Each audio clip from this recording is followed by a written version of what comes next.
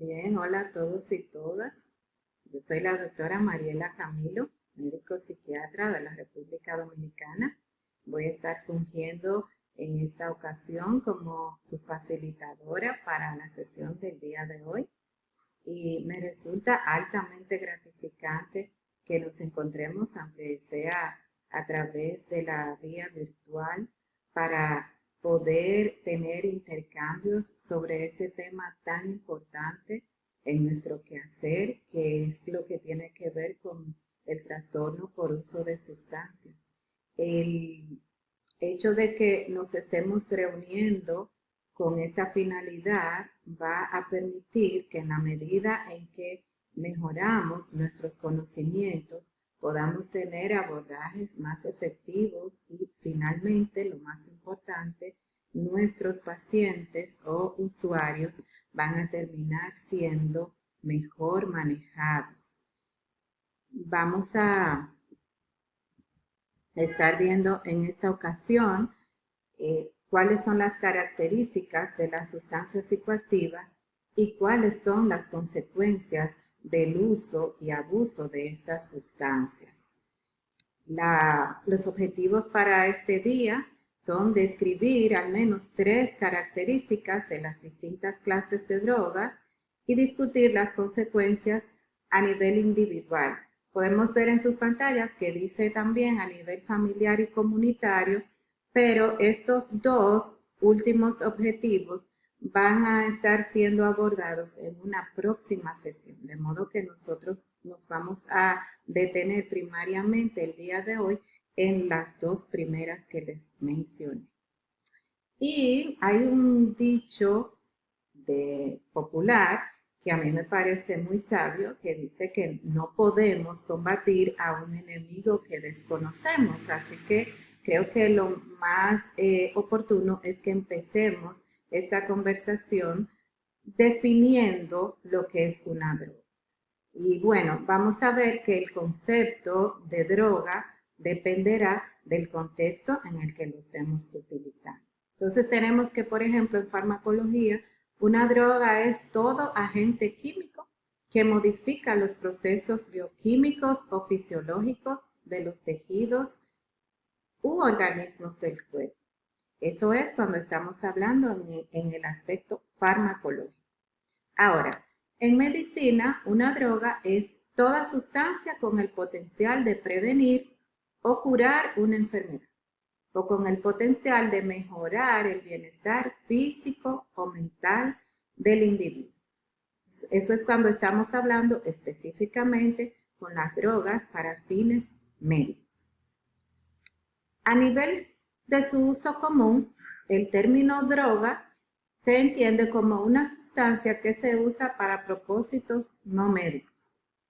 Por ejemplo, recreacionales o lúdicos, como ustedes prefieran llamarles, y que a menudo se asocia más específicamente a sustancias ilícitas. Estas últimas drogas, entonces, han sido clasificadas en diferentes grupos, atendiendo principalmente a dos cosas. Primero, a lo que tiene que ver con la parte del sistema nervioso central sobre la que actúan de manera más significativa. Y segundo, a su mecanismo de acción a nivel central. Entonces, atendiendo a esas dos características, vamos a ver que existen los estimulantes que aumentan la actividad del sistema nervioso central. En ese tenemos ejemplos que conocemos mucho en nuestro quehacer diario, como es la cocaína, como es el éxtasis.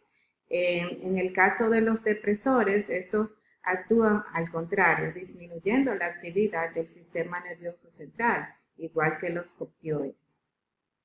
Y me voy a detener un poco en la parte que tiene que ver con los opioides, porque investigaciones ya han permitido establecer que la capacidad de generar adicción o dependencia de una sustancia está íntimamente relacionada con su vía de administración. En el caso de los opioides, que son de las sustancias más adictivas que se conocen. Entonces, la vía de administración más frecuente es endovenosa. Ya se ha establecido, como les dije anteriormente, que la vía endovenosa y los inhalantes, que son los que llegan de manera más rápida a pasar a barrera hematoencefálica, o sea, que llegan más rápido directamente a nuestro sistema nervioso central, entonces tienden también a ser generadoras de dependencia de manera más rápida también, o sea, en un lapso de tiempo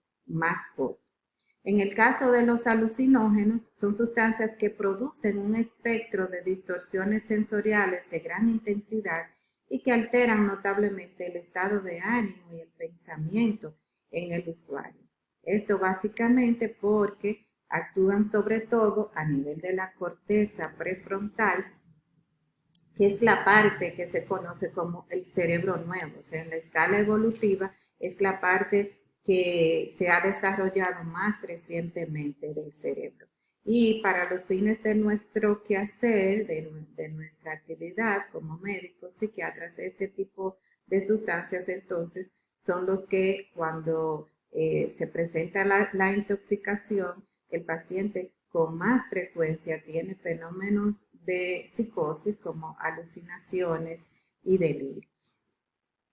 Algunas drogas psicoactivas no se ajustan plenamente a las categorías que ya les mencioné. Por ejemplo, el cannabis, que es la marihuana, el hachís, los cannabinoides sintéticos, los inhalantes, los anestésicos disociativos. Aquí pone el ejemplo del PCP, la ketamina, que muchos de nosotros las utilizamos diariamente en el abordaje, sobre todo en los pacientes con trastornos depresivos que son resistentes a otro tipo de tratamiento. Pero eso nos permite aclarar la parte de que la dosis y la forma de administración puede permitir que una sustancia pase de un uso medicinal a un abuso y una dependencia, que también es importante que manejemos esos conceptos. Sobre las consecuencias del uso de las drogas, vamos a ver que estas pueden estar derivadas en diferentes áreas, en diferentes aspectos de la vida del ser humano. Pueden tener consecuencias a nivel médico, a nivel legal, a nivel social y a nivel económico. En el caso de las especificaciones atendiendo al género o al grupo etario, vamos a ver que en el caso de las mujeres, en comparación con los hombres, estas tienden a desarrollar más temprano problemas físicos relacionados con el uso de sustancias y a presentar una progresión más rápida hacia la adicción. Gran parte de las investigaciones sobre las mujeres se han enfocado específicamente con el uso de alcohol, pero investigaciones más recientes sugieren que existe un patrón similar de rápida progresión con el uso de otro tipo de sustancias. Y esto ocurre porque en años anteriores lo que se veía era que la incursión de las mujeres en el consumo de esas otras sustancias ilícitas era menos frecuente, pero la tendencia, todo parece indicar que va a ir hacia la condición de igualdad en este sentido. Eso pudiera ser posteriormente objeto de discusión, pero para los fines de esta sesión solamente nos importa saber que las mujeres están incursionando en el consumo de otras sustancias ilícitas con tanta frecuencia como los hombres. En relación a los efectos sobre el producto de la gestación, entonces vamos a ver que estos suelen ir desde el bajo peso al nacer hasta el de déficits conductuales y cognitivos durante el desarrollo. La exposición a la cocaína y a la marihuana, por ejemplo, se ha asociado con deterioro de la atención, el lenguaje, las habilidades de aprendizaje y problemas de comportamiento, ya durante el desarrollo de la vida del infante. La exposición a la metanfetamina se ha asociado entonces a restricción del crecimiento fetal, menos activación y problemas de desarrollo de la motricidad en los infantes.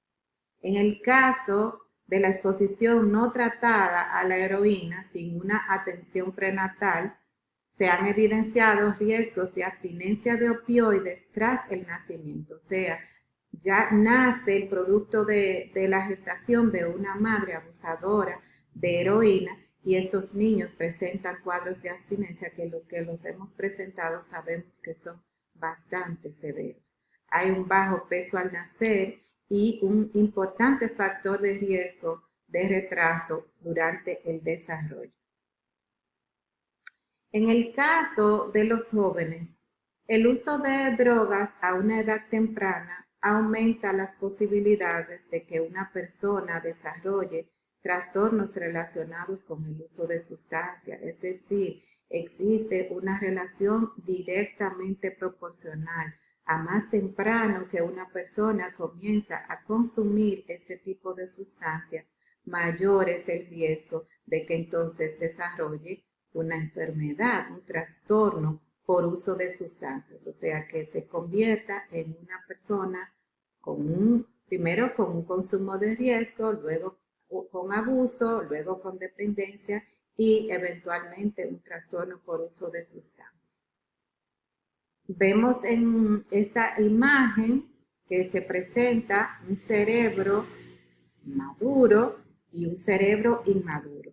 Les dije que las tres áreas cerebrales que primariamente se ven afectadas por este tipo de sustancias, claro, unas más que otras, están el tronco cerebral, la parte del sistema límbico y la corteza prefrontal.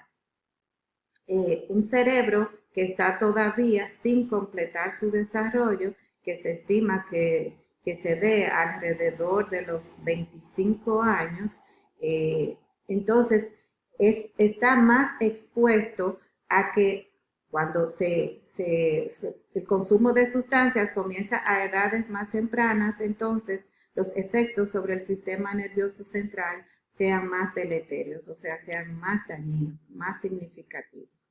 Y vemos que, por ejemplo, y esta parte la vamos a discutir en otra sesión, pero es importante sobre lo que está señalizado con el color rojo por aquí, que tiene que ver también con los receptores dopaminérgicos. Ya les dije que posteriormente vamos a ver qué es la dopamina y cómo es que este neurotransmisor está involucrado en el tema del circuito de recompensa, por qué es tan importante que conozcamos sobre la dopamina. Estos receptores en las personas con un cerebro inmaduro también se ven en la imagen por resonancia magnética como cuando la persona es consumidora, después los receptores van aminorando y esto hace entonces que se cree un circuito deformado que es lo que se presume que termina con la dependencia y con el trastorno por uso de sustancias. Finalmente, entonces, yo voy a dejarles un ejercicio. Vamos a dibujar una figura humana. Ustedes van a entrar a la aplicación que le hemos enviado del Padlet.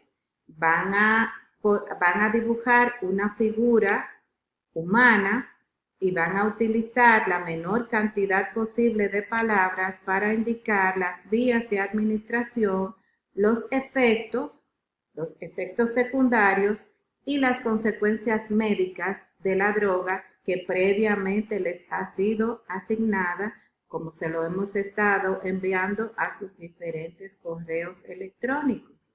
Deberán estar preparados para iniciar los participantes, los nombres comunes de las drogas que se consumen mayormente en su sector, o sea, lo que ustedes ven con más frecuencia en su práctica diaria.